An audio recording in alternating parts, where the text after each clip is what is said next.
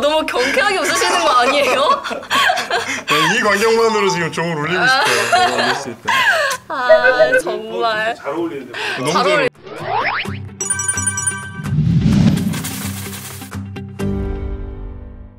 순이 여러분, 안녕하세요.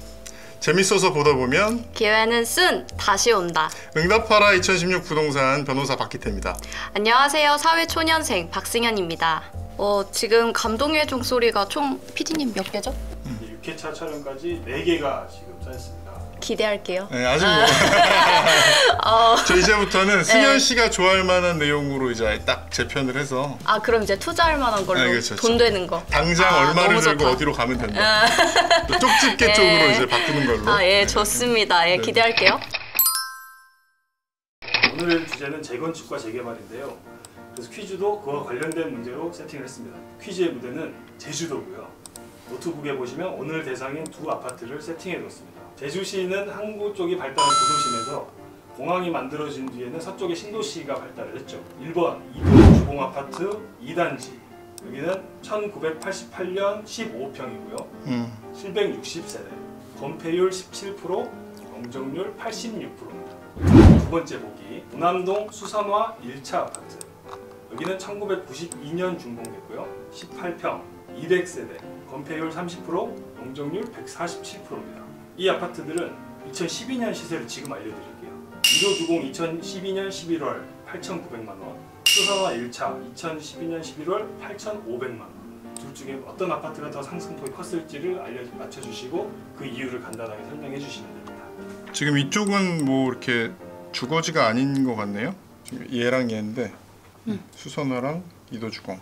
그리고 좀 단지 규모가 이도주공은 1, 2, 3단지 묶어서 재개발 나중에 될 것 같은데 단지 규모가 엄청 큰데 얘는 좀 완전 조그맣고 뭔가 함정이 있는 게 아니라면 생각이 많아지죠. 저번 6회 같은 경우는 거의 답을 맞추셔놓고 일단 그냥 지도로만 보잖아요. 힐스테이트 범어가 될 수밖에 없어요. 왜냐하면 비밀 범어가 있습니다. 리뷰 범어! 네. 처음으로 틀렸습니다! 그러니까 일반적인 경우라면 이거는 비교가 안 될 것 같은데요. 그러니까 왜냐하면 이게 재건축이 근데 될지 안 될지가 좀 불분명한데 네. 다른 요인들을 봐도 이제 검찰청이나 하여튼 구도심의 큰 길가에 오히려 지금 이도주공이도 가깝고 나머지 입지가 거의 비슷하다고 생각하면 용적률도 낮고 단지도 크고 한 이도주공이 아닐까요? 네. 그러면 정답은? 제주 이도주공 2단지. 네, 당연히 정답입니다. 너무 간단한 문제였죠. 네. 오늘 좀 바꿔가지고 백기사를 한번 승현 씨가 백기사를 한번 해주는 것으로 변호사님이 항상 어떻게 맞추냐고. 그럼 어떻게 맞춰? 거의 찍기 하기 때문에 이거 승현 씨가 찍어도 되겠다. 저도 결국에 이걸 하게 되는군요. 한 번은 해야죠. 네. 궁금해. 너무 경쾌하게 웃으시는 거 아니에요? 이 광경만으로 지금 종을 울리고 싶어요. 수선화의 가장 큰 차이는 아까 준공연도를 생각해 보시면 돼요. 수선화는 1992년이었고 이도주공 2단지는 1988년 4년 차인데 참고로 말씀드리면 주공 2단지는 이미 재건축 사업에 들어갔습니다. 수선화 1차 2022년 가격을 말씀드릴게요. 2.95억 원. 수선화가. 예. 근데 이도주공은 이거보다 훨씬 비싸게 거래됐습니다. 작년 10월. 5차를 특별히 플러스 마이너스 5천만 원까지. 엄청이랑 힌트를 주셨네요. 이거 오늘 제가 맞출 수 있었어요. 진짜요? 네. 진짜요? 이게 단계별로 대충 그 가격이 나오시나 보군요. 네, 이 정도면 그럼에도 불구하고 제가 예상했던 것보다 높아요. 그 정도예요? 네, 진짜 높아요. 네. 찍을게요. 정답은 6억 2,500? 6억 2,500. 변호사님 표정을 한번 보고 고칠 기회를 다시 한번 드리겠습니다. 뭐야 이게?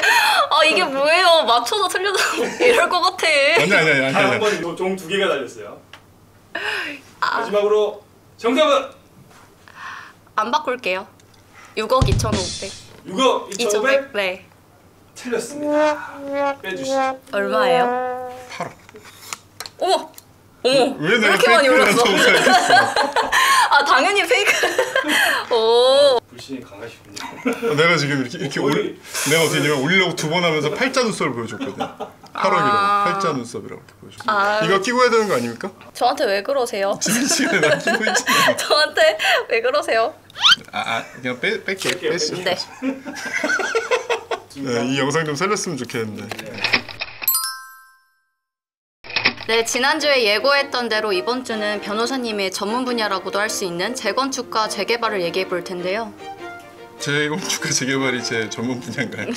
이럴 때 얘기하셨잖아요. 그 부동산 불장 때 이걸로 이제 큰 이득을 보셨다고. 큰 이득은 아니고 네, 소소한 이득. 조금만 이득. 근데 사실 뭐 제가 투자를 한 것도 아니고 뭐 저희 이제 집안에서 아내와 이렇게 투자를 한 거고 목소리가 메이네요. 그러니까 잘 되고 있다는 게 네. 그러니까 뭐 한 6억 정도에 사서 13억, 14억 정도로 할 수 있게는 됐어요. 그게 이제 재개발이 되는 거를 기다리고 있는 건데 그게 뭐 얼마나 걸릴지 뭐 어떻게 될지는 조금 불분명한 부분이 있죠. 말을 듣다 보니까 이게 재건축, 재개발 쪽으로 이득을 내는 게 집을 사고 파는 것보다 더 큰 이득을 얻을 수도 있다고 생각이 드는데. 그렇죠. 이게 네. 아니 사실은 더 어떻게 보면 확실하죠. 그러니까 이런 일들 있잖아요. 그러니까 뭐 네. 우리가 보통 이제 부동산 투자로 많이 하는 게 분양을 하잖아요.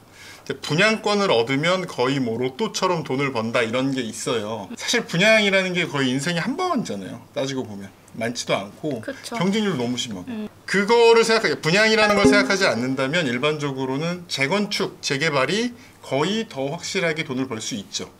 근데 재건축, 재개발이 단어는 되게 비슷한 것 같은데 둘의 차이점이 뭘까요? 간단히 생각해서 재건축은 건축만 다시 하는 거. 이런 어떤 큰 틀, 토지의 큰 틀은 그대로 있고 여기다 건물을 부시고 새로 짓는 게 재건축이라고 그래요. 그럼 재개발은 뭐냐? 아예 동네를 하나 새로 만드는 거예요. 도시를 새로 만드는 거예요.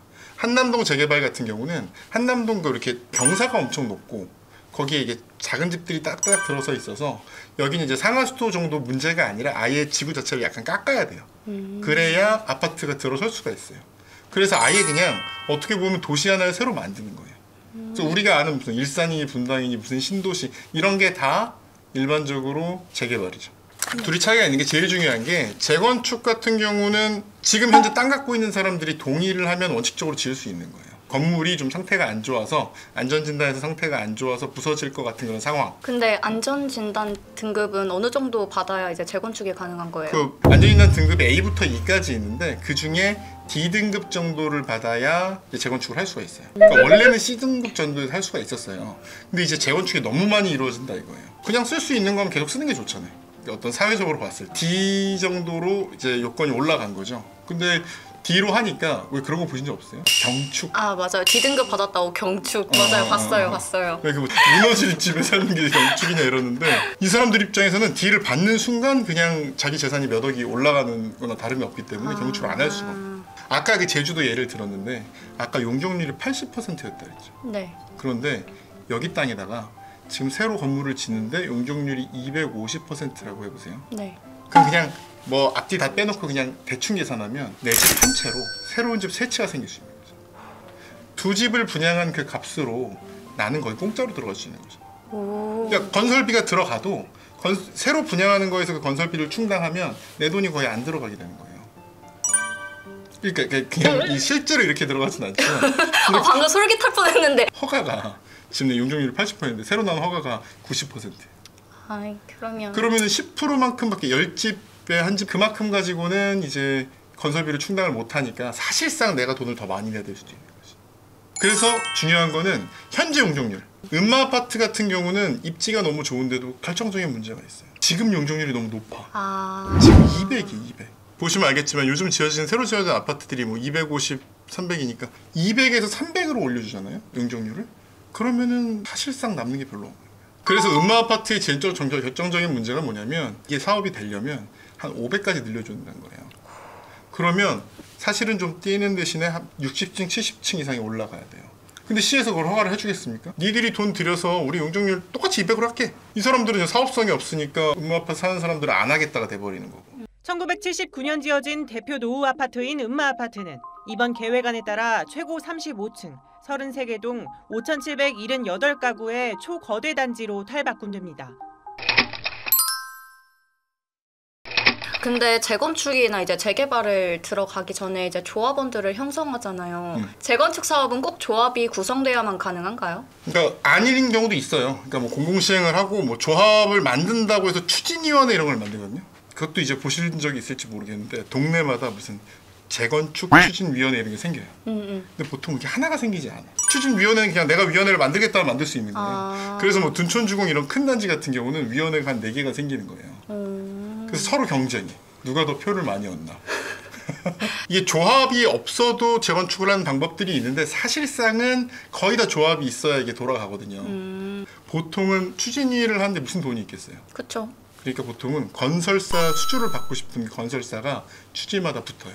또 자금을 어느 정도 대주고 추진위를 도와줘요. 재건축을 해야 된다는 건 다 동의를 하니까 결국은 이렇게 약간 정리가 되는데 정리가 안 되는 경우가 있거든요. 언제 정리가 안 돼요? 추진위 2개가 거의 세력이 비등한 경우. 여기 50% 받고 여기 50% 받았어. 그럼 누가 포기를 못 하는 거야. 그 상태로 이제 추진위가 결성이 되는데 2, 3년 동안 아무것도 못 하고 있는 경우들이 있어요. 조합을 못 만드는 경우. 그런 경우에는 이제 시에서 공공 이제 시행을 하고 뭐 이렇게도 해요. 재건축 과정 자체가 집을 사고 파는 것과 달리는 좀 되게 어려운 것 같아요. 그래서인지 조합 설립 후 준공까지의 기간을 좀 설명해 주시겠어요? 그러니까 뭐 이제 간단한데 재건축과 재개발이 약간 다른데 그냥 제가 재건축을 기준으로 말씀드릴게요. 이게 거의 똑같은데 다른 거는 재개발의 경우는 그 앞에 택지 지정이 되고 지구 계획이 나와야 돼요. 그거 나온 상태에서 그 뒤부터는 거의 비슷합니다. 어떻게 추진위가 결성이 되고 어떻게 75% 이상의 동의를 얻어서 조합이 결성이 됩니다.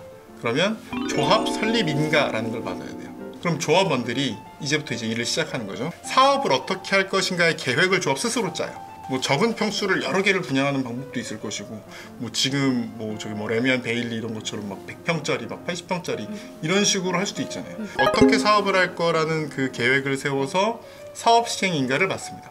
어렵죠? 네. 어떻게 하셨어요? 외워야 돼. 시공사 선정을 하고 뭐 감정평가, 지금 네 주택이 얼마냐, 그래서 나중에 정산을 하거든요. 그 다음에 관리처분 계획이라는 걸 내서 관리처분 인가를 받아요. 제 눈치 보지 마세요.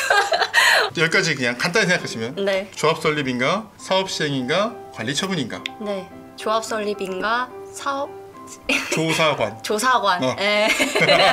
두 번째 스타일. 조사관으로 해놓고 관리처분인가가 나면 그 다음에 이제 이주를 하고 철거를 하고 공사에 들어가서 준공을 하고 그 다음에 입주를 합니다.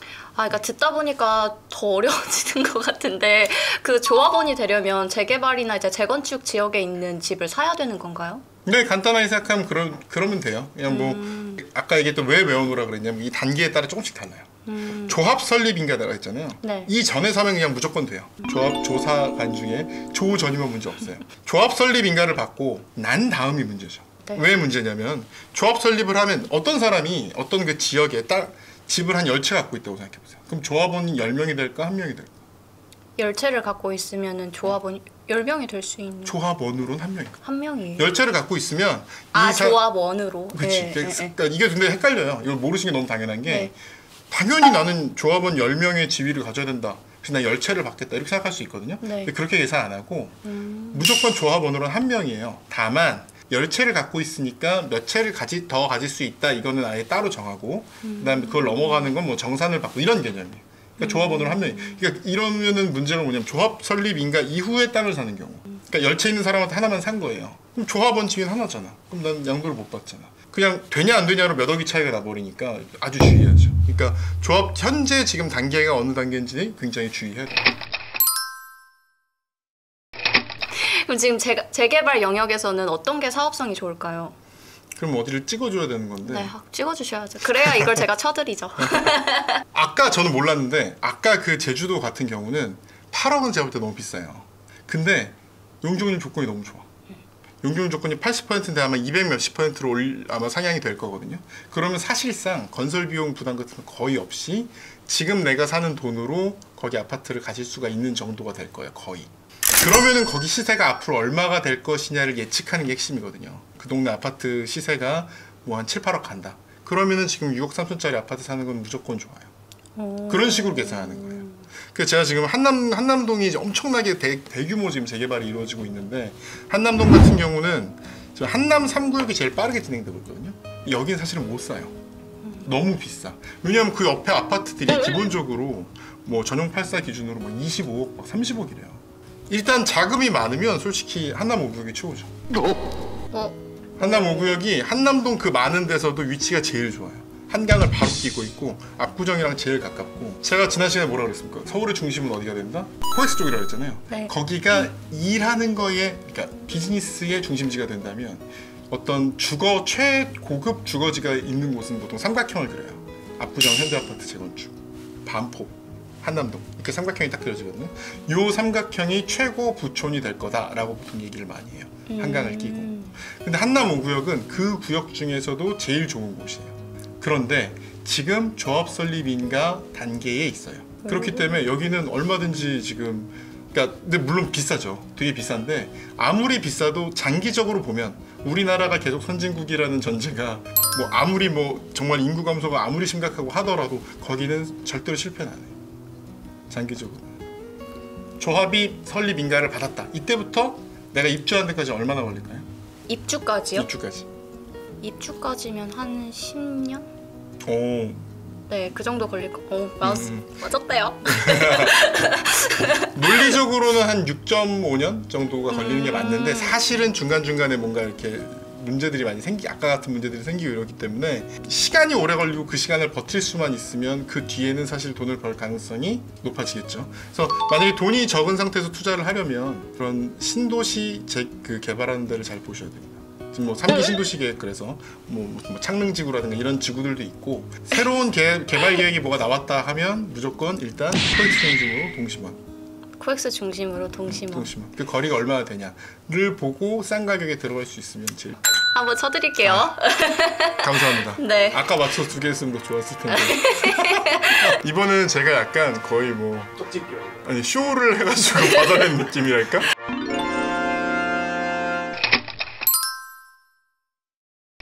제 생각에는 모든 투자가 그렇겠지만 재건축, 재개발 쪽은 정말 잘 알아보고 해야 될 것 같아요. 재개발, 재건축은 깊이 들어가려면 엄청 주제가 많고 어려운 부분들이 많은데, 일단 이제 투자의 ABC에서 A로 지금 인가 어떤 식으로 대충 돌아가는가에 대한 입문 정도의 강의는 됐을 거라고 생각합니다. 그래서 이 부분을 좀 알아두시고 관심 있게 지켜보시다 보면 진짜 기회는 재개발, 재건축에서 올 수밖에 없습니다. 그러니까 열심히 공부하세요. 순이 여러분, 다음 시간에도 재건축, 재개발 이어서 2편을 진행을 해볼 텐데요. 네, 변호사님 다음 시간에도 꼭 종을 울릴 수 있게 너무 엄격한 것 같아요. 네, 매주 금요일 오후 6시 응일육 보는 시간 꼭 기억해주세요. 기회는 다시 온다. 순! 감사합니다. 감사합니다.